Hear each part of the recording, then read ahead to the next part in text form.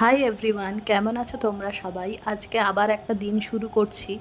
যদিও মধ্যপ্রাচ্যে যুদ্ধের আঁচ ভারতেও এসে পড়েছে, এখন সকালটা শুরু হচ্ছে। হ্যাঁ, আমাদের এখানে আকাশে তো বারুদের গন্ধ নেই, তাই এই সুন্দরভাবে সকালটা শুরু করছি।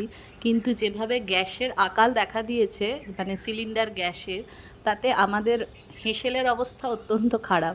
তাই আজকের দিনটা আমি ঠিক করেছি গ্যাস ছাড়া বা কোনো বিকল্প হিট ছাড়া মোটামুটি খেয়ে থাকা যায় এরকম কিছু খাবার তোমাদের সাথে শেয়ার করব, যেটা আমিও আজকে খাচ্ছি।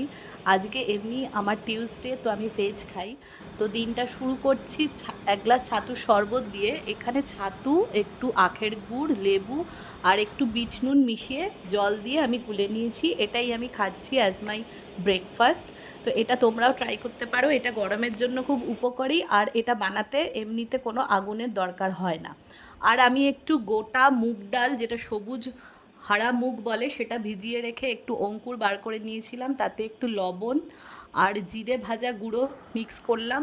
এছাড়া দিলাম একটু লেমন জুস, আর দিয়েছি একটু কাঁচা লঙ্কা আর চাট মশলা। এইটা দিয়ে মিক্স করে আমি রেখে দিয়েছিলাম, যেটা আমি সারাদিনে 2-3 বার করে মিক্স করে রেখে দিয়েছিলাম। সারাদিনে 2-3 বার আমি এটা খেয়েছি, একবারে খাইনি, কারণ আমার কোয়ান্টিটিটা অনেক বেশি ছিল। তো এইরকম দুটো খাবার দেখালাম।